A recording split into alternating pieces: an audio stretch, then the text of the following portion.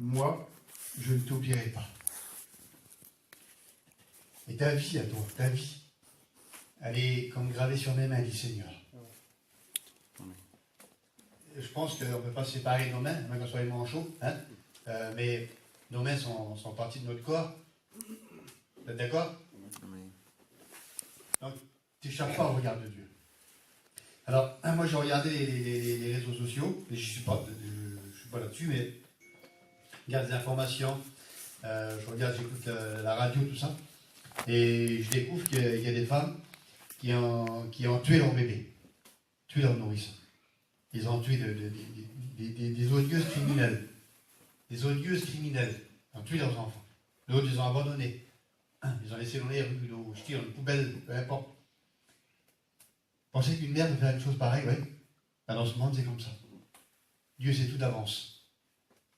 Et puis, Seigneur le dit dans sa parole, et te dit à toi ce soir, je dis ça parce que des fois, il y a un jeune garçon, une jeune fille, un jeune foyer, ou quelqu'un qui se dit, mais quel avantage et pourquoi être chrétien? Pourquoi je vais me convertir, hein?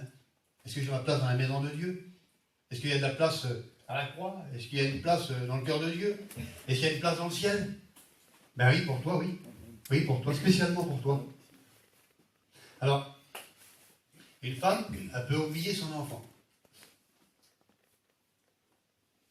La porter, je ne voulais pas dire des choses crues, mais ne voyez pas les choses crues pour dire d'être gêné.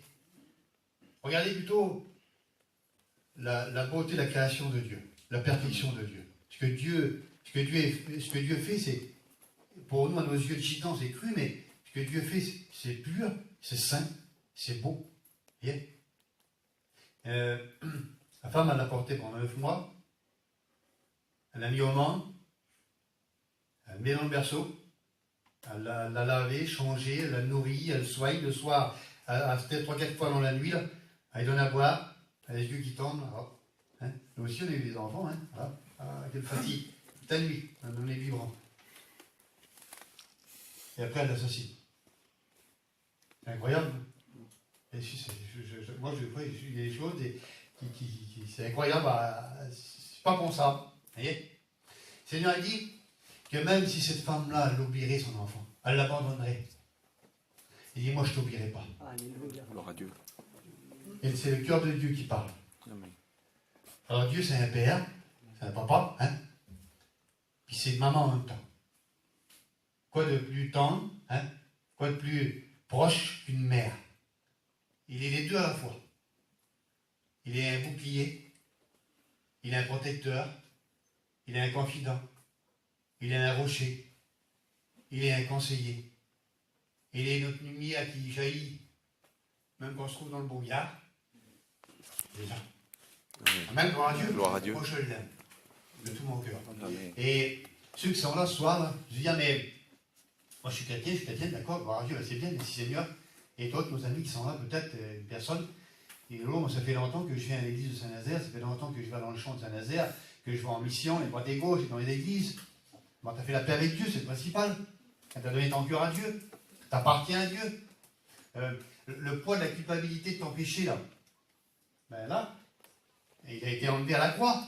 Amen. Amen. C'est ce qui est dans nos cœurs, ben une sainte joie, une joie pure, que même le diable pourra pas nous prendre, même que le monde, que les événements, que toute la tristesse qui vient comme une vague, comme un tsunami. Vous avez vu en ce moment, hein, c'est comme une vague de découragement, de mauvaises informations, une vague de guerre, une vague de colère, d'animosité, de drogue, de passion, de tout ce qui est, vous savez, on essaie de se divertir les gens, hein, les gens font plein de voyages. Je connais des gens aujourd'hui, ben, ils vont partout, ils vont dans les îles, ils vont au Canada, ils vont partout. Et puis, sans dire, c'est vrai, il y a des femmes, hein, vous savez, des femmes qui viennent à l'église, parce qu'elles nous tombaient dans les bras, comme ça, des crises de nerfs, des crises de dépression, ils sont habillés à je ne sais pas combien de sous, ils ont des véhicules à je ne sais pas combien de sous, ils ont des propriétés, c'est princiers, ça je veux dire. Et ils sont mal. Ils ne sont pas bien. Ils ne sont pas bien dans leur peau, ils vivent mal. Vous voyez? Ils vivent mal. Alors, si le bonheur existerait vraiment, eh ben, ça fait longtemps qu'on l'aurait trouvé. Vous êtes d'accord, hein? Alors, je vais juste vous donner un petit témoignage. C'est une jeune femme de 33 ans. A dit, dans son témoignage, j'ai cherché le bonheur toute ma vie. Toute ma vie, j'ai cherché. A dit, j'ai changé plusieurs fois de voiture, de plus luxueux en plus luxueux. J'ai changé d'appartement, de plus luxueux en plus luxueux. J'ai acheté une grande maison. Après, j'ai changé de travail parce que d'aller plus proche de mon travail dans les grandes villes. Vous voyez? Elle avait un dressing, vous savez, à faire tourner la tête pour les vêtements, incroyable, des bijoux, de tout. Elle dit, après, ensuite, je suis marié. Dans son témoignage, je suis marié avec un homme gentil, vaillant, incroyable. Ouais. J'ai eu un bébé, oui, bien. Et puis pourtant, c'est incroyable ce que je vous dis. A dit dans son témoignage, mon cœur restait vide et froid. Mon cœur restait vide et froid. Vous voyez? Et jusqu'à temps qu'elle fait un accident. Elle a fait un accident, elle a resté 2 mois couchée. Et je suis dans l'hôpital, là. Vous avez vu le manger de l'hôpital, hein? Juste l'odeur d'hôpital. On n'est pas habitué, on ne peut pas on n'est pas. C'est pas notre système, vous avez compris. Hein? On rentre dans l'hôpital, là, c'est terrible. Hein? Vous avez vu, hein? Elle a resté 2 mois dedans. Et puis à un moment donné, elle a réalisé. Elle a réfléchi. Elle a dit, mais en fait, j'ai cherché le bonheur. Et le bonheur était là, juste là, sous mes yeux. J'ai un mari qui m'aime, qui a un bon travail. J'ai eu le bonheur d'avoir un enfant. J'ai des vêtements plus que savoir faire en faire. J'ai de l'argent, j'ai des bijoux, j'ai des voitures, j'ai des appartements, j'ai tout, j'ai des vacances, je vais partout dans les grandes villes. Vous savez, c'est peut-être bizarre ce que je vous dis, c'est un exemple. Voilà.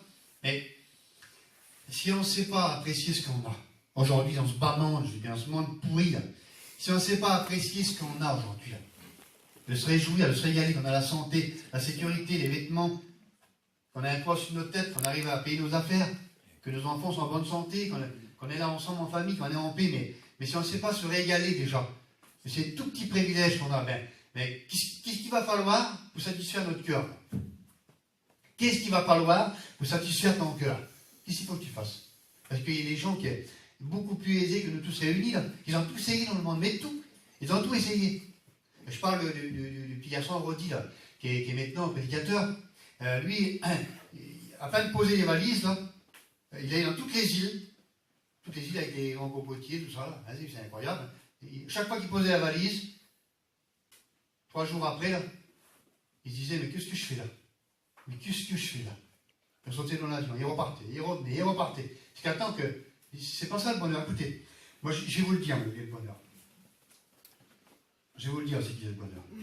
Il se trouve là, dans la voix de Dieu. Elle dit, là ce que dit la voix de Dieu.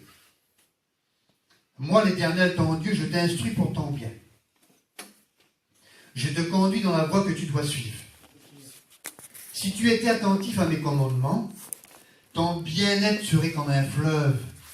Ton bien-être serait comme un fleuve et ton bonheur comme les flots de la mer. On dit pas amen pour ça? Amen. Et ton bonheur comme les flots de la mer. C'est la recherche de tous les humains sur la terre, ça. Le bonheur, la paix parfaite, la sérénité, la tranquillité dans l'esprit, dans le cœur. Mais écoutez, une âme pardonnée, là, ben, c'est comme une fête perpétuelle dans l'âme, là, dans le cœur. Là. Parce que notre conscience, ben, elle n'est plus en train de nous taper, elle n'est plus en train de l'agiter, elle n'a plus besoin de dormir avec la lumière allumée toute la nuit. Ou de rester avec les yeux collés sur la télé toute la nuit, pour dire de faire passer les heures. On n'est plus angoissé, on n'a plus aucune crainte. Parce que nous avons trouvé la source du bonheur. Amen. Elle se trouve en Jésus-Christ. Amen, gloire à Dieu. Amen, gloire à Dieu. Elle se trouve en Jésus-Christ. Alors, quelqu'un va dire ce soir, mais Lolo, alors, pourquoi moi je ne suis pas chrétien alors, hein? Puis il y a des jeunes filles ce soir, puis il y a des jeunes garçons, hein? Peut-être se poser la question. Ben alors à ce moment-là, il faudrait peut-être aussi se bouger, hein, se remuer un petit peu, puis dire, bah, tiens, allez, dans cette nouvelle saison qui démarre, hein, je vais prendre ma vie en main, je vais prendre ma destinée en main un petit peu, puis je veux que ça change, hein? Je veux que ça change, que le changement, il commence déjà par nos propres efforts pour dire, tiens, allez, j'y vais là, je mets l'enceinte un petit peu, vous êtes d'accord? Et les garçons, les filles, vous êtes d'accord? Ouais. Ok? Ouais. Alors donc, pourquoi je ne suis pas chrétien? Est-ce que tu t'es posé la question? Maintenant, je m'adresse à tout le monde ce soir. La question c'est, pourquoi je ne suis pas chrétien? Pourquoi je ne suis pas converti? Pourquoi je ne suis pas à Dieu? Pourquoi je n'ai pas fait la paix avec Dieu? Pourquoi mon âme encore me tourmente en disant, fais la paix avec Dieu, fais la paix avec Dieu? Il y a l'enfer, il y a le jugement dernier qui est, le jugement est imminent. Le jugement est à la porte. Vous voyez? Alors, pourquoi je ne suis pas chrétien? Parce que le diable, il est le prince de ce monde. Vous êtes d'accord? Bon, le prince, il est le prince de ce monde. Il dit qu'il a aveuglé l'intelligence des êtres humains. Aveuglé l'intelligence. Quelqu'un va dire, mais Lolo, je ne suis pas possédé. Mais il n'est pas question ici de possession. Il est question d'influence. Pourquoi tu n'es pas chrétien? Parce que le diable, il est le prince de ce monde. Il a aveuglé ton intelligence pour pas que tu ailles briller la splendeur, la puissance et la beauté, la réalité de l'évangile. Pourquoi tu n'es pas chrétien? Parce que tu es aveuglé. Parce que tu es captif. Et tu ne le sais pas. Et moi, je suis libre. Et si le Christ t'a franchi, tu seras réellement libre. Amen. Parce que pour le moment, tu n'es pas libre. Alors, un fil de crin. Hop. On le casse. Faites seulement juste 3 ou 4 tours avec du crin à pêche. Ben, vous pouvez tirer, mais ça commence à rentrer dans la chair. Hein. Vous voyez? C'est des liens qui sont invisibles, mais tenaces et puissants. Et c'est pour ça qu'aujourd'hui, ben, tu n'es pas chrétien. C'est pour ça aujourd'hui que tu n'es pas chrétien. C'est parce qu'il y a des liens invisibles. Alors, je vais marquer ça. Galates 5, verset 8, il dit que ces influences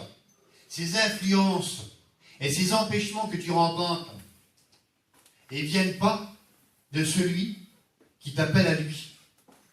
Ils ne viennent pas de Dieu. Point d'interrogation, ils viennent de qui alors? Ils viennent de l'ennemi de ton âme, qui veut t'enchaîner, t'aveugler, te prendre et t'emmener jusqu'aux portes de l'enfer. Et puis, j'ai marqué ça, hein, que si aujourd'hui, tu écoutes sa voix, n'endurcis pas ton cœur. Parce que celui qui endurcit son cœur tombe dans le malheur. Et vous avez remarqué que dans les grandes familles athées, qui ne croient pas en Dieu, ou les gens qui sont neutres par rapport à l'évangile, il a fallu qu'ils touchent le fond. Il a fallu qu'ils soient complètement dans le fossé. Il a fallu qu'ils hurlent au secours après les prédicateurs. Venez prier parce qu'il y a eu un drame. Venez prier parce qu'il y a eu un accident. Venez prier parce qu'il y a eu une catastrophe, parce qu'il y a eu une mauvaise nouvelle, et ainsi de suite. Et les gens, je m'appelle de mon cousin, moi. Il est venu sur la place. Il a ouvert la porte du camion à genoux, comme ça. À genoux, il est venu à nous. Parce que son petit, il avait fait méningite foudroyante. Et puis, le Seigneur a fait grâce. Aujourd'hui, là-bas, il est à Brest, là-bas, il joue la guitare, il est chrétien, avec sa femme, et puis avec les petits-enfants. Voilà. D'accord? Alors donc, les gens attendent de toucher le fond, d'avoir des problèmes insurmontables. Mais c'est pas mieux comme... quand tout est tranquille dans ton foyer, que tout va bien, que tu arrives dans des petites affaires, que c'est la paix chez toi, c'est pas mieux de venir à la réunion maintenant, de dire, ben, Seigneur, ben, tiens, je vais prendre ma vie en main. Parce que il y a des pères de famille, ce que j'ai dit la dernière fois, là, il y a des pères de famille que j'ai parlé avec, qui m'ont dit, ah mais ma femme elle va aller, elle, à la réunion. Ta femme, t'as pas une âme, toi? T'es quoi, t'es un robot? Mais pourquoi ta femme? Pourquoi c'est une histoire de femme, l'évangile? Le salut, c'est pas une histoire de femme. C'est l'histoire du salut de ton âme. Je dis alors, t'as des grandes filles, toi? Hein? Et t'as des grands garçons? Ah oui, oui, oui. Ils ont besoin de rien. Oui. Ils ont les permis. Oui. Ils ont un billet qui a des payes. Oui. Ils ont les téléphones à 400-500 €. Oui, ah, ben, ils ont tout. Ah, oui. Oui, puis ils vont en faire. Ils sont perdus. Égoïstes. Complètement insensés. Mais t'es égoïste. Tu penses à toi, tu ne penses pas à tes enfants. Ils sont sur le chemin large et spacieux. Ils sont sur le chemin large et spacieux qui mène à la perdition. Et toi, tu es là quand on roule les pouces et puis tu dis, ben, tout va bien, tout est bien, mais tu te trompes, mon ami. C'est pas ça la vie, tu es à côté de la plaque. Tu dis, ah, je suis là, vous qui parle. Je suis à côté de la plaque, c'est pas possible. Comment tu peux être insensible et égoïste à ce point-là? Tu ne penses pas à tes enfants. Tu penses à tout, toi. Tu as mis des sous de côté, tu vas acheter la grande camping, ou tu vas acheter le petit camion pour les chiner, avec des échelles, avec tout, oui, d'accord, oui. Hein. Mais reviens à la case départ. Reviens à la case départ. Regarde ton fils, regarde ta fille. Regarde déjà toi aussi. Et c'est pas. Et en tant que prédicateur, moi, je faisais des pères et mères de famille, puis je ne suis pas là en train de me faire des leçons, vous avez compris, c'est de la leçon que je fais à moi. Hein. Mais simplement pour réfléchir, Seigneur. Qu'on est en 2018, et puis encore des gens qui touchent pratiquement le Seigneur, qui le touchent pratiquement, et que leurs âmes n'est pas sauvée. C'est une catastrophe. C'est une catastrophe. Vous comprenez ça? C'est une catastrophe. C'est une question de vie ou de mort. Il faut vraiment faire la paix avec le Seigneur. Alors j'ai marqué ça. Moi j'ai marqué ça. Et ça, on en a tous besoin. On en a tous besoin. Dans le monde, quand j'ai dit tout à l'heure, là, on appelle Dieu.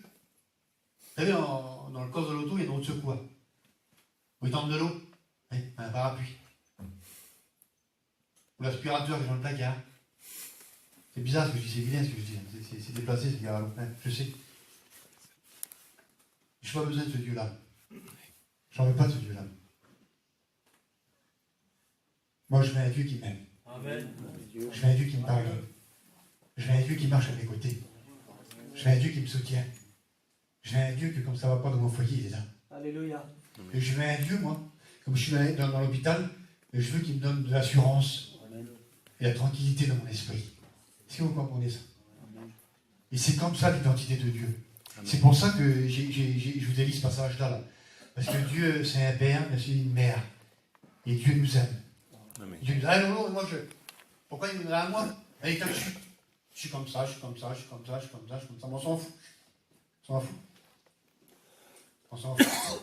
Vous savez, les plus grands meurtriers, les plus grands dealers, les plus grands vacaissés dans le monde, ils ont fini par être prédicateurs aujourd'hui. Et ils prêchent devant 15-20 000 personnes dans les auditoires incroyables. Ils louent des stadiums incroyables. Et puis ils rentrent dans la présence de Dieu, dans la louange, dans l'adoration. C'est phénoménal. Dieu, là, il ne va même pas cracher dessus. Et aujourd'hui, là, ils emmènent des vagues de gens à l'évangile, dans les guérisons, dans les délivrances. Tu as ta place aussi, toi. Écoute ce que je vais te dire, je ne vais pas aller plus loin. Tu as ta place aussi dans l'œuvre de Dieu. Tu as ta place dans le plan de Dieu. Tu as ta place dans la maison de Dieu. C'est ici chez toi. Et c'est là que démarre ton éternité. Alors, un petit passage, et puis je vais arrêter là. Voilà ce que j'ai marqué. Pour toi, là. Écoutez, et puis les jeunes aussi, les garçons et les filles. Pour toi. Si ton cœur te condamne, Dieu est plus grand que ton cœur. Là où le péché a abondé, la grâce a surabondé. Il dit que, moi je sais que, vous savez, le diable, il peut m'accuser nuit et jour. Le diable, il peut pointer le doigt sur toi. Tu dis, ah, t'es un vilain, t'es un sale, t'aimes pas ta place dans la maison de Dieu. T'as fait ceci, t'as fait cela, t'as été en tel endroit, t'as parlé comme ça, t'as eu tel comportement. Et puis regarde là-bas, il y a 2 mois, il y a 6 mois, il y a 1 an, il y a 10 ans, il y a 20 ans, et ainsi de suite. Et puis il peut te bombarder. Yeah. Mais la parole de Dieu nous dit ce soir, elle nous dit dans Romains chapitre 8, il dit, il n'y a plus aucune condamnation pour ceux qui sont en Jésus-Christ. Amen. On devrait se réjouir de cette nouvelle-là. Gloire à Dieu. Il n'y a plus aucune condamnation pour ceux qui sont en Jésus-Christ. Le monde condamne. Il y a un couple que je connais, moi je les appelle les Bonnie and Clyde. Tellement qu'ils étaient violents, tellement qu'ils étaient sales. Et puis quand ils sont rentrés dans la présence de Dieu, là, mais c'est surtout l'homme, il est tombé dans un sac dans la présence de Dieu, comme ça par terre. Il s'est relevé, guéri, délivré, béni, rétabli par Dieu. Et on a vu la main de Dieu sur lui. Comme le témoignage que vous connaissez en plus, hein, il y a un garçon de chez nous, là. Lui, il a presque fini dans le coffre d'une auto avec le crâne défoncé, le corps de fusil. Je me rappelle, à un moment donné, j'étais arrêté à 30 mètres de lui, là. Il avait ouvert le carreau, puis il était toute la nuit par le carreau, en train de regarder le buisson. Alors, qu'est-ce qu'il y avait dans le buisson? il avait enterré un sac d'argent avec des revolvers, ou je ne sais pas quoi s'il y avait dedans. Et puis la figure, vous savez, je n'aurais pas donné tout l'or du monde pour être une heure à sa place. Une heure à sa place. Et puis le diable disait, il faut te suicider, tu seras débarrassé. C'est ça le diable. Et à un moment donné, eh bien, il y a un des prédicateurs, je peux son cousin, je crois, il a toqué à la porte, il a rentré, il a prié pour lui, il a posé les mains. Aujourd'hui, c'est un homme nouveau. C'est un homme nouveau. Hein. Voilà ce que Dieu fait. C'est le miracle de Dieu, ça. Dieu fait des miracles en 2018, là, aujourd'hui. Et il peut faire encore des miracles ce soir, là, ici, à Saint-Nazaire, parce qu'il est ici avec nous. Amen. Il est ici avec nous. C'est un Père, avec le cœur d'une mère. Et Dieu nous aime. Alors, on peut faire toute une liste, et j'arrête là. On peut faire toute une liste de ce qu'on a fait, de ce qu'on a dit, de ce qu'on a pensé, et de dire, ben toi, Lolo, je ne suis pas terrible. Est-ce que tu crois que je pourrais m'avancer aussi, moi, dans les choses de Dieu? Écoute, il y a des gens aujourd'hui qui vivent vraiment dans la difficulté et puis dans la misère la plus terrible. Et puis c'est caché, personne ne le voit. Moi je trouve ici un passage dans la parole de Dieu qui dit qu'il change l'amertume en douceur, il change les ténèbres en lumière, il change le désert en oasis. Et puis là j'ai marqué ça, j'ai dit que si Dieu nous a donné l'intelligence de le connaître, si on appartient au Christ, c'est parce que Dieu nous a attirés. Vous comprenez ça? Amen. Et puis, il dit que personne ne connaît Dieu si ce n'est le Fils. Et c'est Dieu qui l'attire. Donc, nous avons une seule intelligence d'avoir rencontré le Seigneur. Alors que d'autres sont en train de pleurer. D'autres sont dans la misère la plus terrible et ne connaissent pas le Seigneur. Écoutez ce que je vais vous dire, c'est bizarre ce que je vais vous dire. Vous savez, déjà en tant que chrétien et en tant que chrétienne, on ressent des fois des tristesses, on ressent des douleurs.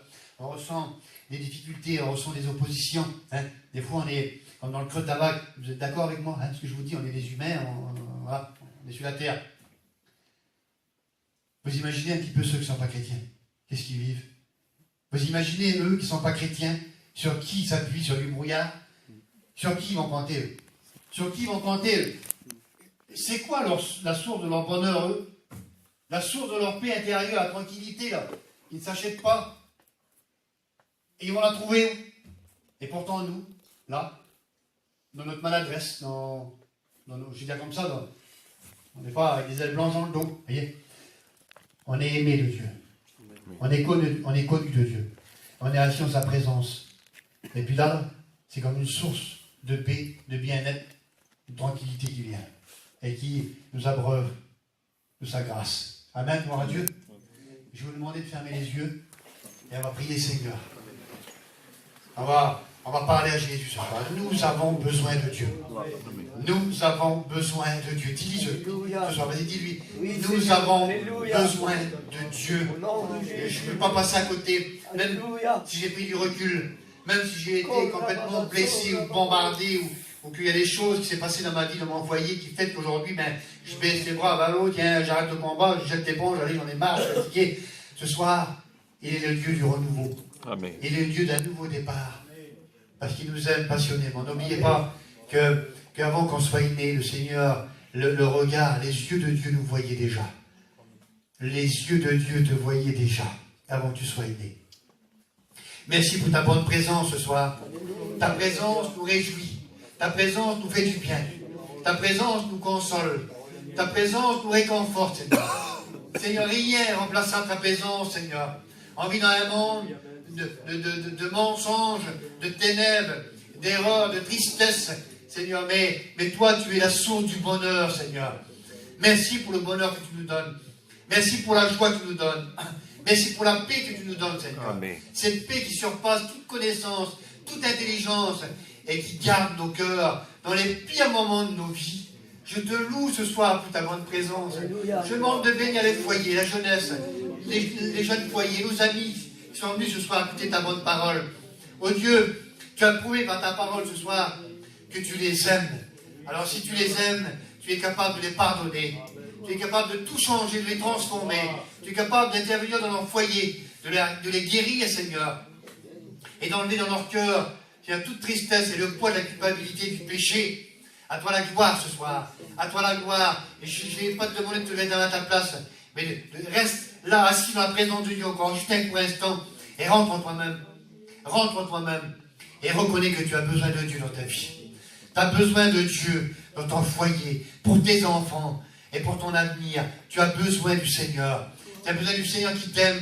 Tu sais qu'il t'aime. Tu sais qu'il est pour toi. Tu sais qu'il n'est pas contre toi. Alors invoque-le ce soir. Je prie avec toi juste un court instant et on termine la réunion. Merci pour ta douce présence. Quelle paix que tu nous donnes, Seigneur. Quelle grâce que tu nous donnes. Je demande de pardonner ce soir ceux qui viennent à toi. De pardonner leurs péchés, Seigneur.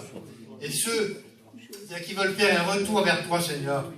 Oh Dieu, les fatigués de la route, c'est de les relever ce soir, de les bénir, de les restaurer, de les rétablir, parce que ton amour est puissant. Ton amour, c'est comme un océan, Seigneur.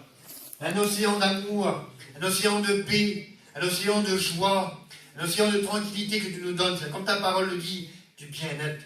Du bien-être que tu veux nous donner ce soir. Et dans ta bonne main, agis. Tu vois les cœurs devant ta face, Seigneur. Tu vois les cœurs, tu transperces les cœurs ce soir. Tu connais les consciences qui sont noires et chargées. Tu connais les cœurs qui sont lourds. Demande d'enlever tout poids, d'enlever sur tous les poids, les difficultés des cœurs, et qu'on puisse s'avancer dans ta présence ce soir. Sois loué pour ta présence. Sois béni pour ta présence.